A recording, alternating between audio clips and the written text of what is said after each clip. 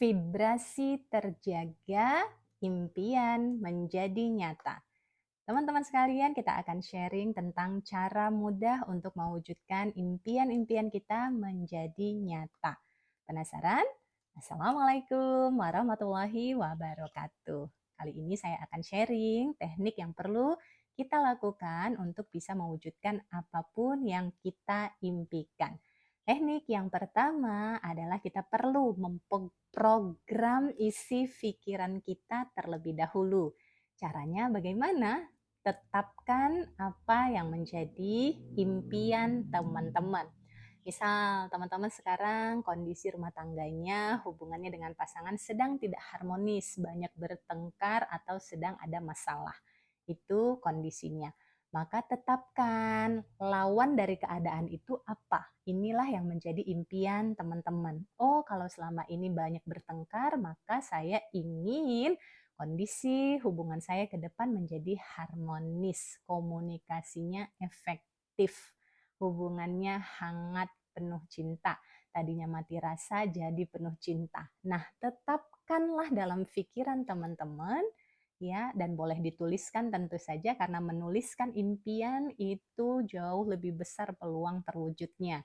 Kenapa? Karena menulis itu mengaktifkan banyak indera pada diri kita dan akan merekam apa yang kita tuliskan ke pikiran bawah sadar kita sehingga untuk mencapainya jauh lebih mudah ya. Itu yang pertama, teman-teman perlu memprogram pikirannya agar tahu dan fokus pada kondisi yang teman-teman inginkan. Kalau tadi belum harmonis, maka tetapkan ingin rumah tangga hubungan yang harmonis. Kalau misalnya tadi masalahnya rezeki lagi sempit, berarti teman-teman inginnya bagaimana? Oh, ingin rezekinya berlimpah, datang dengan mudah, cepat, dan menyenangkan.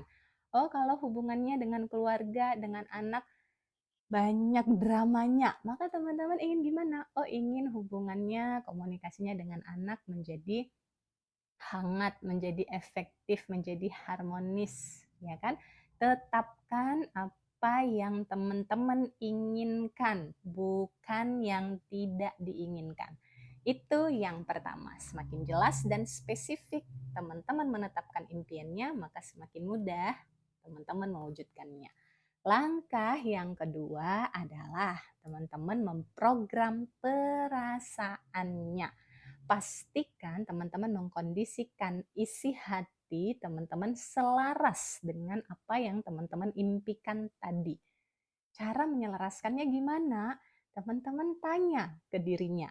Kalau impiannya tadi terwujud, kira-kira teman-teman ingin merasakan emosi apa? Oh, kalau hubungannya yang tadinya lagi penuh pertengkaran, kemudian menjadi harmonis, komunikasinya jadi terbuka dan lancar, tentu saya merasa bahagia, tentu saya merasa lega, tentu saya merasa senang. Oh, tentu saya merasa sangat bersyukur. Atau teman-teman ingin mengakses beruntung, ya hutangnya bisa terlunasi, masalahnya bisa selesai, lega. Nah, tetapkan juga perasaan apa yang ingin teman-teman rasakan saat itu terwujud. Nah, saya ingin merasa bersyukur. Nah, maka di langkah kedua ini, rasa tersebutlah yang perlu untuk teman-teman hadirkan saat berdoa. Ya, tahu ya, akhirnya kenapa kok doa-doanya nggak terkabul?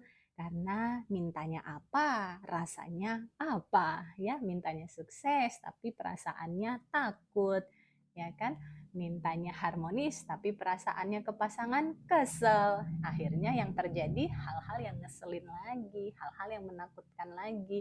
Ini yang membuat doa-doa kita jadi terhambat ataupun belum terkabul. Lantas, gimana dong menghadirkan rasa tersebut? Misal kita sedang ada masalah dengan pasangan terkait pekerjaan, kesehatan, ataupun rezeki, tentu mengakses rasa tersebut tidak mudah karena perasaan kita sedang gundah gulana. Tapi kita tahu bahwa yang perlu sangat dihadirkan adalah kualitas rasanya. Ya kan? Karena 90% kesuksesan terkait apa yang kita impikan itu ada pada rasa. Jadi kalau rasanya bertentangan, maka yang terwujud apa yang ada di rasa. Kalau rasanya masih kesel, maka hal-hal yang terjadi adalah hal-hal yang ngeselin lagi. Kalau yang di hati kita banyak rasa takutnya, takut masalahnya terulang lagi, takut hutangnya belum terlunasi di saat waktunya, takut pertengkaran lagi kalau bertanya atau berkomunikasi. Akhirnya yang muncul dalam perilaku apa? Kita jadi menghindari, ya kan, pasangan kita, anak kita, atau masalah kita sendiri. Ya, inilah yang membuat masalahnya jadi nggak selesai-selesai.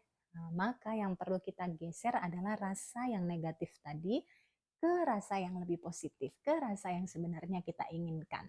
Cara mudah mengakses rasa adalah mengakses rasa syukur, teman-teman, ya. Karena rasa syukur ini tentu teman-teman mudah mengenalinya.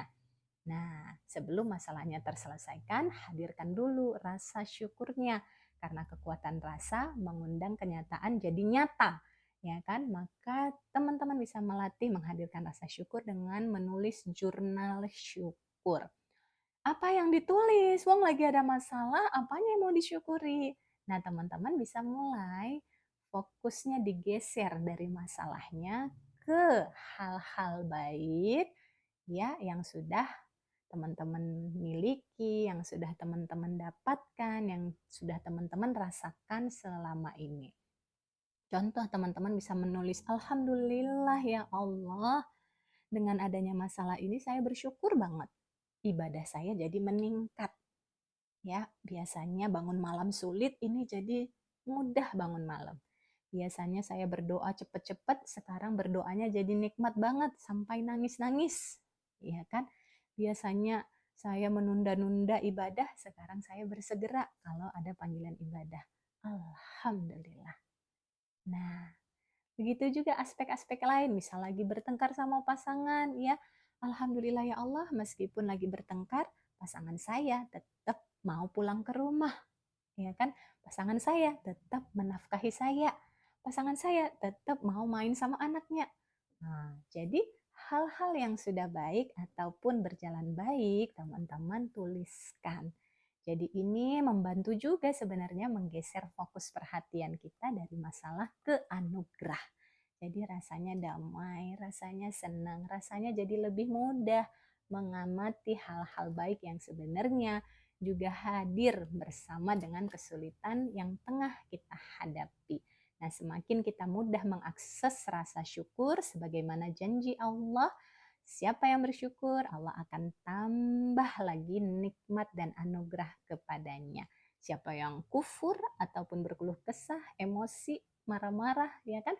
Allah akan murka dan menambah deritanya, gitu kira-kira. Jadi kita sendiri yang menentukan apa yang mau kita dapatkan di hidup ini. Setiap orang punya masalah, tapi lagi-lagi ya kan, kita perlu tahu cara yang berbeda untuk mengubah masalah kita menjadi anugerah. Dengan cara tadi kita fokus tetapkan apa yang kita inginkan di balik masalah ini, pengennya ke depan gimana. Kedua, akses rasa yang kita inginkan, yaitu rasa syukur, gembira, bahagia, dan hadirkan saat ini. Dan langkah yang ketiga yang tidak kalah pentingnya, setelah teman-teman menetapkan impian dan menyelaraskan rasa di hati dengan impiannya, langkah ketiga adalah melepas impian tersebut. Jadi tidak digenggam, tetapi dilepaskan. Dilepaskan ini maknanya batinnya berserah pada kuasa Tuhan kapanpun dia mau mewujudkan. Sehingga dengan teknik berserah ini kita nggak jadi ngotot, kok belum terwujud-wujud, tapi kita jadi lebih bisa enjoy, lebih bisa relax, dan lebih bisa menikmati setiap proses, tahapan, langkah-langkah yang bisa kita lakukan di saat ini.